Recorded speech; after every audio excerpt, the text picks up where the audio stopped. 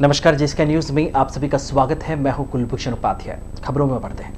Corona संक्रमण से बचाव के लिए उपखंड प्रशासन की ओर से चलाए जा रहे अभियान के तहत शनिवार को एसडीएम श्वेता चौहान के निर्देशन में शहर की वार्ड संख्या 11 के डिग्गी चौक और 12 के सुभाष चौक में जागरूकता अभियान का आयोजन किया गया।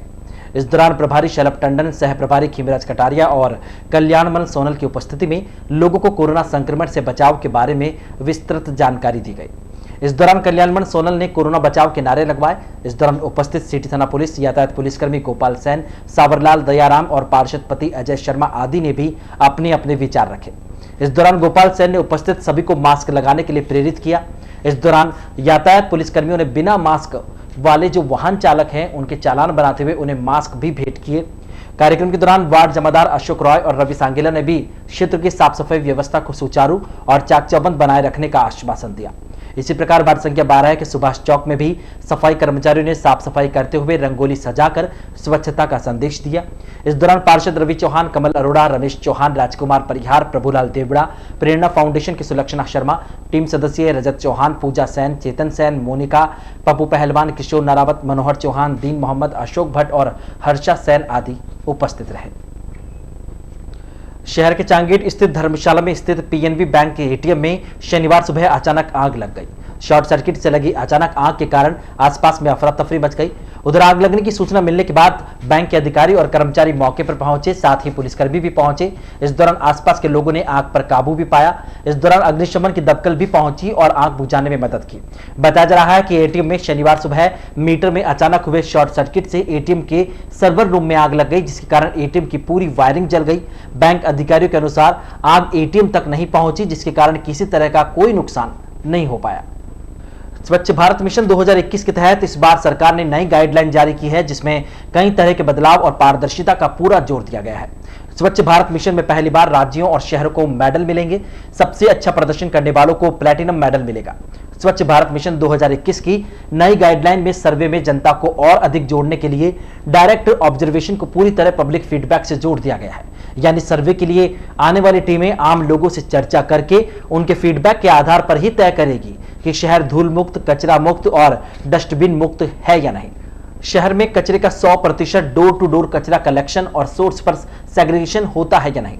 स्वच्छ भारत मिशन 2021 की गाइडलाइन जारी हो गई है। नई गाइडलाइन में सिटीजन वॉइस की 1800 अंक मिलने के वाले हैं और पिछले सर्वे में 1500 अंक डायरेक्ट ऑब्जर्वेशन के थे और इतने ही पब्लिक फीडबैक के, यानी कि कुल 6000 अंकों के सर्वे में 50% अंक इन दोनों कैटेगरी के थे। लेकिन इसमें कई जगह डुप्लीकेसी थी। इस बार इन दोनों को जोड़कर एक कैटेगरी बना दी गई है। इस कैटेगरी का नाम है सिटीजन वॉइस।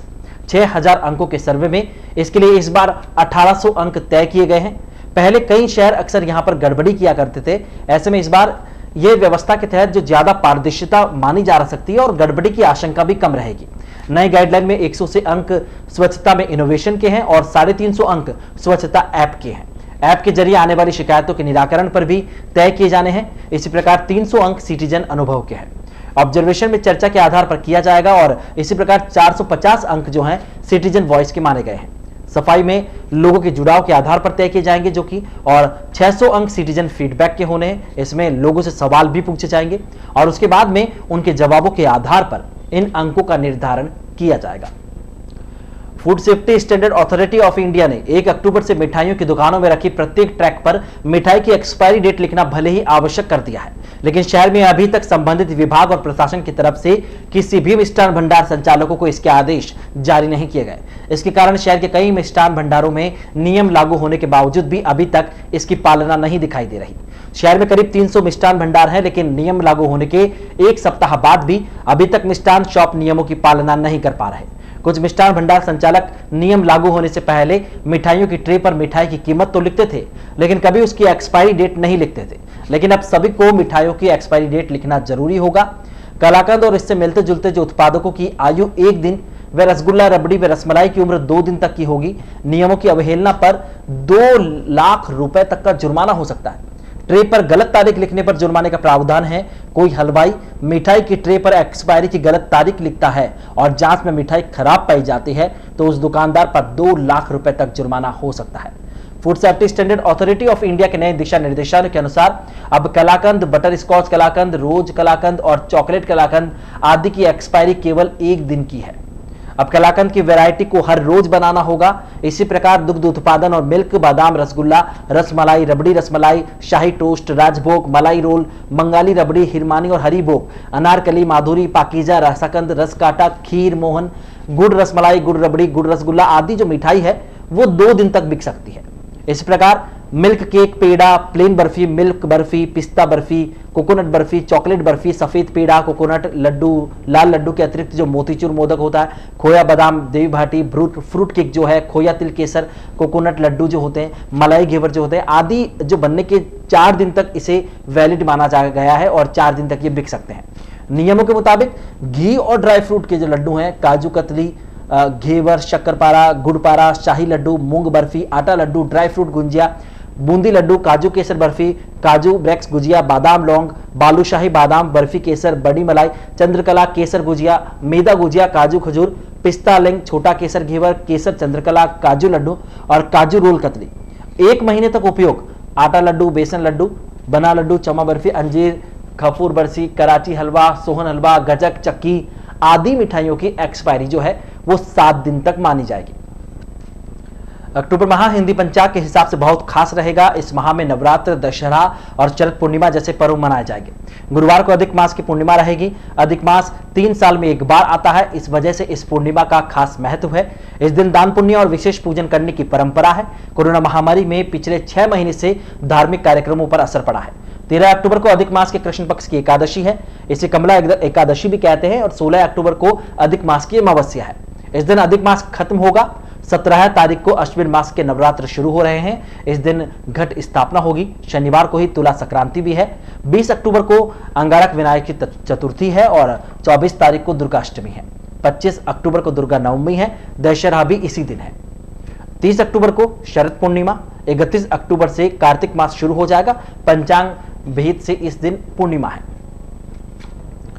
पशुपालन विभाग की ओर से गाय और भैंसों में होने वाली खुरपका व महूपका बीमारी को रोकने के लिए foot and mouth disease control programme सोमवार से शुरुआत होने जा रही है, जिसके तहत उपखंड के 50,000 मवेशियों में टीकाकरण किया जाएगा। टीकाकरण के सफल आयोजन को लेकर शनिवार को शहर के प्रथम श्रेणी पशु चिकित्सालय में वरिष्ठ पशु चिकित्सा अधिकारी जावेद हुसैन ने पशुधन सहायकों की बैठक लेते हुए आवश्यक दिशा निर्देश दिए। वरिष्ठ पशु चिकित्सा अधिकारी जावेद हुसैन ने बताया कि टीकाकरण अभियान के तहत 8 टीमों का गठन किया गया है, जहां प्रत्येक टीम में 3 पशुधन सहायक को शामिल किया गया है। इस बार होने वाले टीकाकरण अभियान में पशुपालक को सबसे पहले मवेशी का 12 नंबर का टैग लगवाना आवश्यक किया गया है।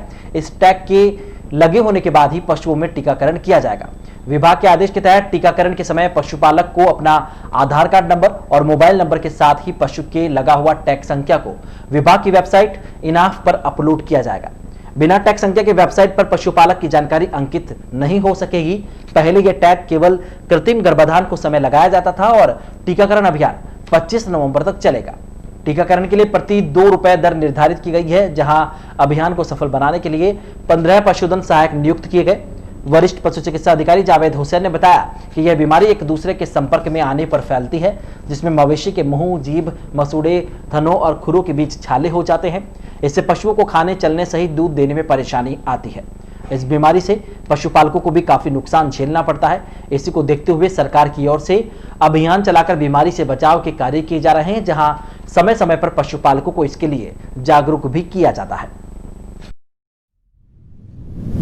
12 अक्टूबर से 25 नवंबर तक एक मुहपका खुरपका टीकाकरण अभियान चलाया जा रहा है, जिसमें प्रदेश के समस्त गोवंश और भैंसवंशी पशुओं का मुहपका खुरपका रोग से बचाव हेतु टीकाकरण किया जाएगा। इस हेतु ब्यावर ब्लॉक में हमने 8 टीमें गठित की है, जिसमें जो है प्रत्येक टीम में 3-3 पशु चिकित्सा कर्मियों को हमने लगाया है और पूरे जितने भी इस नोडल के तकरीबन 50,000 पशु में हम इस दौरान टीकाकरण करेंगे। जो टीकाकरण अभियान में जो है इस बार सभी पशुओं में टैग लगाना अनिवार्य है और साथ ही साथ पशुपालक का मोबाइल नंबर और उसका आधार कार्ड नंबर भी हमें दर्ज कराना जरूरी है, ताकि तभी उसके बाद ही वो इनाफ का जो सॉफ्टवेयर है उसी में वो पशुधन रजिस्टर्ड हो पाएगा और पशुपालक का भी उसमें रजिस्टर्ड हो पाएगा। अगर यदि पशुपालक टैग नहीं लगवाता है या अपना मोबाइल नंबर और आधार कार्ड नंबर नहीं देता है तो उसका वैक्सीनेशन नहीं किया जाएगा। टैग हमारे पशुधन कर्मी लगाएंगे। रजिस्ट्रेशन लगेंगे सिर्फ 2 रुपये। इसमें इस पशु टीकाकरण अभियान में 2 रुपये रजिस्ट्रेशन फीस लगेगा प्रति जानवर। Indian federation working of journalist के प्रदेश अध्यक्ष उपेंद्र सिंह राठौड़ ब्यावर पहुंचे। यहां पर उन्होंने शहर के भारत माता सर्किल लोडा मार्केट के सामने स्थित जे स्काई टावर में संगठन से जुड़े पत्रकारों से मुलाकात की। इस दौरान उपखंड के युवा पत्रकार कुलभूषण उपाध्याय के नेतृत्व में संगठन के सदस्यों ने अध्यक्ष राठौड़ का माला पहनाकर स्वागत किया। इस दौरान शहर के पत्रकार साथियों ने अपनी विभिन्न समस्याओं से भी राठौड़ को अवगत करवाया। साथ ही संगठन से जुड़े पत्रकारों ने विगत लंबे समय से लंबित पड़े मामलों से अवगत भी करवाया, जिस पर राठौड़ ने शीघ्र निस्तारण का आश्वासन देते हुए एक रूपरेखा तैयार की। इस दौरान वरिष्ठ पत्रकार महावीर नटराज ने शहर में नगर परिषद की ओर से आवंटित की गई पत्रकार कॉलोनी के प्रकरण से उन्हें अवगत करवाया। नटराज ने बताया कि प्रदेश के सीएम अशोक गहलोत की ओर से प्रदेश भर के पत्रकारों को आवास के लिए भूखंड आवंटन की योजना शुरू की गई थी। सीएम गहलोत की घोषणा के बाद ब्यावर शहर में भी योजना की क्रियान्वित हुई और आवास भूखंड आवंटित किए गए, लेकिन आरक्षित भूमि पर न्यायिक विवाद होने के कारण लीज होने के बावजूद पत्रकारों को भूखंड नहीं मिल पाए। सन 2012 से लंबित चल रहे प्रकरण के तहत नगर परिषद की ओर से स्थान परिवर्तन करते हुए एक अन्य भूभाग को पत्रकार कॉलोनी के लिए आरक्षित करते हुए प्रस्ताव को साधारण सभा में पारित कर दिया गया। उसके बावजूद अब तक आवंटियों को भूखंड का कब्जा नहीं दिया जा रहा। इस पर प्रदेशाध्यक्ष राठौड़ ने हाथों हाथ नगर परिषद आयुक्त से बात करते हुए प्रकरण की जानकारी ली। इस दौरान राठौड़ ने कहा कि अब शीघ्र ही जयपुर में डीएलबी अधिकारियों, सीएम और मंत्री शांति धारीवाल से मुलाकात करके प्रकरण का निस्तारण करवा दिया जाएगा। इस दौरान प्रदेशाध्यक्ष राठौड़ ने राज्य सरकार की ओर से अधिस्वीकृत को लेकर बनाई गई नई नीति के बारे में भी अवगत करवाया। उन्होंने बताया कि राज्य सरकार की इस घोषित नई नीति में कुछ खामियां हैं, जिसको लेकर सरकार को एक मांग पत्र दे दिया गया है। शीघ्र ही इसमें संशोधन किया जाएगा, जिसके बाद प्रदेश के सभी श्रमजीवी पत्रकारों को भी इसका लाभ मिल सकेगा। उन्होंने कहा कि इंडियन वर्किंग फेडरेशन जर्नलिस्ट जो संगठन है वो प्रदेश के पत्रकारों के हित के लिए कार्य करता रहा है और पत्रकारों की विभिन्न समस्याओं के लिए संघर्षरत है। मुलाकात के दौरान उपखंड अध्यक्ष कुलभूषण उपाध्याय सहित ब्यावर संगठन के सदस्यों में अन्य गतिविधियों के बारे में प्रदेशाध्यक्ष को अवगत भी करवाया गया। मुलाकात के दौरान मुकेश शर्मा, यतिन पिपावत, कमल जलमानिया, नितिन शर्मा, संजय सिंह गहलोत, हेमंत साहू, ईशान कुमावत, दिलीप चौहान, राधेश्याम दर्जी, नवीन गर्ग, दिलीप सिंह, विष्णु जलमानिया, मुकेश चौहान और संदीप बुरर सहित कई पत्रकार संघ के सदस्य मौजूद रहे। उपखंड प्रशासन की ओर से चलाए जा रहे नो मास्क नो एंट्री अभियान के तहत शनिवार को तहसीलदार प्रदीप कुमार ने शहर के चांगेट क्षेत्र में बिना मास्क वाहन चलाने वालों के खिलाफ कार्यवाही की। इस दौरान उन्होंने उल्लंघनकर्ताओं के खिलाफ चालान बनाते हुए जुर्माना राशि वसूली। अपनी पूरी टीम के साथ चांगेट में उपस्थित तहसीलदार ने बिना मास्क लगाए घूमने वालों से समझाइश करते हुए उन्हें बताया कि कोरोना संक्रमण से बचाव के लिए फिलहाल मास्क ही वैक्सीन है। संक्रमण से बचने के लिए मास्क लगाना और सोशल डिस्टेंसिंग की पालना करना अति आवश्यक है। उन्होंने बताया कि स्वयं को और अपने परिवार को संक्रमण से बचाने के लिए मास्क पहनना अनिवार्य है। इस दौरान उन्होंने करीब 50 लोगों के चालान बनवाते हुए 200 रुपए की जुर्माना राशि भी वसूली। कार्यवाही के दौरान LIR प्रभु सिंह, पटवारी लोकेश मीणा, मूलाराम भाटी, लेखाकार दीपक कुमार, यातायात पुलिसकर्मी महादेव, दीवान शैतान सिंह और शिषपाल आदि उपस्थित रहे। नो मास्क नो एंट्री अभियान में अपनी सहभागिता निभाते हुए शिक्षा विभागीय मंत्रालय कर्मचारी संघ राजस्थान जिला ब्यावर की ओर से शहर में शनिवार को कोरोना संक्रमण से बचाव के लिए स्टिकर लगवाए गए। जिला अध्यक्ष वर्धमान जैन, ब्लॉक अध्यक्ष सुरेंद्र कोठारी और जबाजा ब्लॉक अध्यक्ष पृथ्वी नरेश गहलोत के सानिध्य में शहर के सरकारी कार्यालयों में नो मास्क नो एंट्री के स्टिकर लगाए। साथ ही कार्यालयों में कार्यरत कर्मचारियों और आने जाने वाले लोगों को कोरोना संक्रमण से बचाव के लिए मास्क लगाने हेतु जागरूक किया। शनिवार को शहर के पटेल स्कूल में संगठन सदस्यों की ओर से स्टिकर लगवाए गए। इस दौरान सत्यनारायण शर्मा, गोपाल सिंह, रघुवीर सिंह, प्रेमचंद भाटी, गुरुशरण गोयल, नरेंद्र गहलोत, रोहित जैन, भोपाल सिंह और शिवलाल आदि उपस्थित थे। कोरोना वैश्विक महामारी चल रही है संक्रमण, उसके लिए राज्य सरकार ने एक कोरोना जागरूकता के लिए अभियान चलाया है। उसी के तहत राजस्थान शिक्षा विभाग कर्मचारी संघ राजस्थान अधिकारी जिला शाखा ब्यावर ने भी इसमें सहयोग करने के लिए प्रशासन का और मुख्यमंत्री का तो उन्होंने एक पैम्पलेट छपाया, नो मास्क नो एंट्री, और ये आपके सामने जिसका आज विमोचन किया। ये जवाजा ब्लॉक के लगभग 100 स्कूलों में, सभी स्कूलों में जागरूक करने के लिए वितरित कर रहे हैं। और आज भी ब्यावर और उसके 16 फेराफेरी गाँव में सभी में आज वितरण किया। समिति के सदस्य मेंबर सीटें वगैरह और गया, ताकि इससे लोग आम नागरिक सोशल डिस्टेंस का पालन करें। कोरोना जागरूकता संदेश जाएगा कि हमारे को भी मास्क का उपयोग करना है और बिना उसके बाहर नहीं निकलना घर से। शहर में प्रशासन की ओर से स्वच्छता पखवाड़ा चलाया जा रहा है। पखवाड़े के तहत शहर के विभिन्न क्षेत्रों से अघोषित कचरा डिपो को हटाया जा रहा है। बावजूद इसके शहर में स्वच्छता की स्थिति कुछ उलट ही है। एक और तो शहर के विभिन्न क्षेत्रों से कचरा डिपो हटाए जा रहे हैं और दूसरी ओर शहर के विभिन्न क्षेत्रों में स्थित छोटे बड़े नालों में कचरा अटा पड़ा है। नालों की स्थिति यह है कि पूरे नाले कचरे से भरे हैं, जिसके कारण पानी की निकासी नहीं हो पा रही। पानी की निकासी अवरुद्ध होने के कारण कई बार थोड़ी सी बरसात में ही पानी नालों से बहकर सड़कों पर आ जाता है। शहर के कई जागरूक नागरिकों ने प्रशासन की ओर से चलाए जा रहे स्वच्छता पखवाड़े पर सवाल खड़े करते हुए इसे मात्र कागजी बताया। लोगों का कहना है कि केवल खानापूर्ति करते हुए अभियान और पखवाड़े की तीसरी कर ली जाती है, लेकिन हकीकत में साफ सफाई नहीं की जाती। शहर के मिल रोड के नाले के बारे में आसपास के लोगों ने बताया कि विगत लंबे समय से नाले खुले पड़े हैं, इन नालों को बंद भी नहीं किया जा रहा, जिसके कारण गंदगी से बदबू भी आती है, मच्छर पनप रहे हैं, जिसके चलते क्षेत्र में मलेरिया जैसी बीमारी फैलने की आशंका बढ़ रही है। क्षेत्रवासियों का आरोप है कि कई बार इस हेतु नगर परिषद प्रशासन को अवगत करवा दिया गया, लेकिन आज तक इस ओर ध्यान नहीं दिया जा रहा। ब्यावर में मैं ब्यावर के निवासी मील पुरानी रेलवे फाटक के यहाँ से हूँ और ब्यावर में आज ये नगर परिषद जो सफाई अभियान का कार्यक्रम चला रहे हैं, जगह जगह रंगोली वगैरह ये कार्यक्रम चल रहा है। लेकिन मील रोड पे ये जो नाला बना हुआ है किस तरह का, ये नाला बहुत पुराना ऐतिहासिक तरह का नाला है। यहाँ पे इतनी गंदगी है जिसकी कोई हद नहीं। इस गंदगी की वजह से आने वाले जाने लोग को इतनी परेशानी होती है कि पूछो मत। भाई बारिश के टाइम में ये भर जाता है तो इतनी गंदगी होती है, पूरे रोड पे कादा ही कादा सारा कचरा इतना गंदा होता है, लोगों को इतनी परेशानी होती है, गंदे कपड़े हो जाते हैं, छींटे उछलते हैं, इतनी बे तरीके से। यहाँ एक दो बार कोई बंदा गिर के मर भी गया था। ये स्थिति है। नाम आपका? कमल किशोर। मैं सफाई अभियान का एक पोपर फंडा चला रखा है ब्यावर नगर परिषद आयुक्त एवं संबंधित विभाग। लेकिन ब्यावर शहर के बड़े बड़े नाले जो देखने को मिलते हैं मिल रोड पर, वो गंदगी से पूरे फटे पड़े हैं, कचरे से पूरे भरे पड़े हैं। पानी निकासी में बहुत प्रॉब्लम हो रही है, मच्छर पैदा हो रहे हैं, वैसे ही बीमारी फैल रही है कोरोना वायरस की, मच्छरों की वजह से और मलेरिया होगा। खुले पड़े नाले को बंद भी नहीं कर रहे हैं। मेरा इनसे कहना है कि डिंडोरा नहीं पीटे और सफाई व्यवस्था पूरी करें। नाले की पानी निकासी के लिए जो कचरा फंसा हुआ है नाले में, उसकी सफाई व्यवस्था कराएं और नाले को साफ सफाई करके स्वच्छ करें। राजस्थान सरकार द्वारा चलाए जा रहे स्वच्छता पखवाड़े के कार्यक्रम के दौरान एसडीएम महोदया द्वारा शहर की स्वच्छता सफाई को लेकर के जो अस्थायी कचरा डिपो शहर में थे उनको हटाने हेतु निर्देशित किया गया था। पूर्व में शहर से 10 कचरा डिपो अस्थायी थे, उनको हटाया गया एवं अभी शेष 5 कचरा डिपो पर कार्य जोरों पर चालू है तथा वर्षा पूर्व स्वच्छता पखवाड़े के अंतर्गत शहर के नालों की, छोटे नालों की सफाई करीब हो गई है। कुछ एक नाले, बड़े नाले भी उनमें हैं, उनकी सफाई का कार्य अभी बाकी है, जो अगले 10 दिनों में करवा दिया जाएगा। मैंने उससे पूछा जिंदगी क्या है। उसने एक मुट्ठी रेत उठा ली और हवा में उछाली। पृथ्वी पर जिसने जन्म लिया है उसका जाना तय है। हिंदू धर्म में मनुष्य की देह को पंचतत्व में विलीन करने के लिए शमशान यानी मुक्तिधाम की व्यवस्था की गई। यहां हम बात कर रहे हैं ब्यावर के मुक्तिधाम की। आपको बता दें कि पूरे भारतवर्ष में गुजरात के जामनगर के बाद अजमेर जिले के ब्यावर शहर में ही एकमात्र सभी सुविधाओं से युक्त मुक्तिधाम है, जिसमें हिंदू धर्म के अनुसार मनुष्य अपनी अंतिम यात्रा पूर्ण कर पंच तत्व में विलीन हो जाता है। सालों से उजाड़ पड़े इस मुक्तिधाम को 1984 में मात्र 15 व्यक्तियों ने साकार रूप देने का प्रयास किया। इसके बाद सर्वसम्मति से हिंदू सेवा मंडल नामक एक समिति गठित की गई।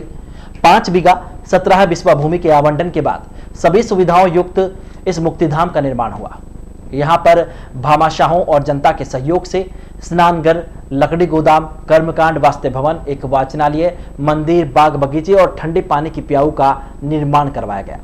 पूरे भारतवर्ष में विख्यात हिंदू सेवा मंडल द्वारा संचालित यह मुक्तिधाम संपूर्ण सुविधा से युक्त है। इस मुक्तिधाम के पास भैरव मंदिर, शिव मंदिर, हनुमान जी का मंदिर और काली माता का मंदिर भी स्थित है। इस भैरव मंदिर में पूजा पाठ के लिए भक्तों का तांता लगा रहता है। मुक्तिधाम में स्थित शिव मंदिर में नियमित पाठ पूजा, बिजली द्वारा संचालित नगाड़ों की थाप पर महादेव जी की आरती की जाती है। मुक्तिधाम क्षेत्र में बने बगीचे का मनोरम वातावरण आने वाले गमगीन लोगों की सोच को परिवर्तित करने के मन को हल्का भी करता है। यहाँ निर्मित लाइब्रेरी में सभी प्रकार की धार्मिक पुस्तकें और समाचार पत्र भी उपलब्ध करवाए जाते हैं। इस मुक्तिधाम के स्नानघर में लगभग 80 नल लगे हैं। यहाँ पर पुरुषों और महिलाओं के लिए स्नान करने की अलग अलग व्यवस्था है। इन नलों में 2 बड़े वाटर बोरिंग से पानी का आवागमन होता है। यहाँ मौसम के अनुसार सर्दी में गर्म पानी से नहाने और पीने के पानी की व्यवस्था भी की है। मुक्तिधाम में सुविधाओं की बात करें तो अर्थी उठाने के सामान से लेकर शव वाहन और अंतिम संस्कार, कर्मकांड करने, अस्थियां बीनने, उन्हें रखने, हवन आदि करने के लिए हर सामान उपलब्ध रहता है। इस मुक्तिधाम की देखरेख के लिए मैनेजर सहित 6 व्यक्तियों की नियुक्ति मंडल द्वारा की गई है। यह मुक्तिधाम सुंदर बगीचे, क्यारियों, जोधपुर की पत्थर से बनी बेंचों के कारण दूर दूर तक विख्यात है। जीवन भर शांति की तलाश में भटकते लोगों को यहां आकर निश्चित ही शांति का अनुभव होता है। हिंदू सेवा मंडल की स्थापना आज के 70 साल पूर्व जवाहर सोमानी जी और खेतावत और प्रताप भानु जी खंडेलवाल, ब्रजराज जी आज इन्होंने बड़ी भारी कोशिश करके तैयार किया। जमीन लोगों से ली, पहले नदी में दाग होता था, उसके बाद अब इस तैयारी करी। धीरे धीरे इसकी तरक्की इतनी हो गई, आज भारत के अंदर ब्यावर के मुक्तिधाम का नाम है। पहले यहाँ पर इतनी सुविधा उपलब्ध नहीं थी, उसके बाद कई तरह के चबूतरे, गेट और बरंडे बनाए गए, 3 गेट हो गए, सारी सुविधाएं की गई। प्रेजेंट के अंदर लकड़ी में पहले कई तरह से दिक्कतें आती थी, आज लकड़ी की इतनी सुविधा है कि जो ही दाग के अंदर सुबह से लेकर रात तक होता है, हमारे पास पूरी व्यवस्था है। वाहन भी हमने उपलब्ध करा रखे हैं कि भाई घर से वाहन लेकर के और आता है। पहले ब्यावर का नाम मुक्तिधाम का हिंदुस्तान के अंदर जामनगर के बाद दूसरे नंबर पर आता था। इसकी नकल किशनगढ़ में, भीलवाड़ा में, कोटा, उदयपुर सब जगह की गई है। और जितनी सुविधा ब्यावर में है, अभी तक आसपास के एरिया में कहीं पर भी उन्होंने हर तरफ से कोशिश की है, लेकिन जितनी ब्यावर जितनी सुविधा है लकड़ी की और की उतनी कहीं पर भी नहीं। तो ये तो साप्ताहिक टॉप न्यूज बुलेटिन, और इसी के साथ आज की बुलेटिन में फिलहाल इतना ही। पूरी टीम के साथ दीजिए इजाजत, फिर मिलेंगे। नमस्कार।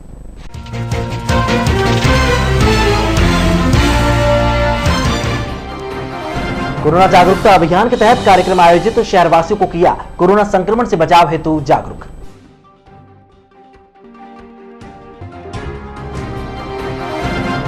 IFWG के प्रदेशाध्यक्ष उपेंद्र सिंह राठौर पहुंचे ब्यावर, पत्रकार साथियों से की शिष्टाचार मुलाकात।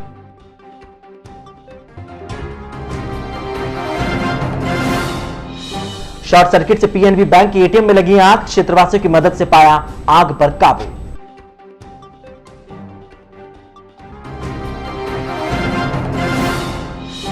और शहर में कचरे से अटे पड़े नाले खोल रहे हैं सफाई व्यवस्था की पोल, केवल खानापूर्ति के लिए चलाए जाते हैं अभियान।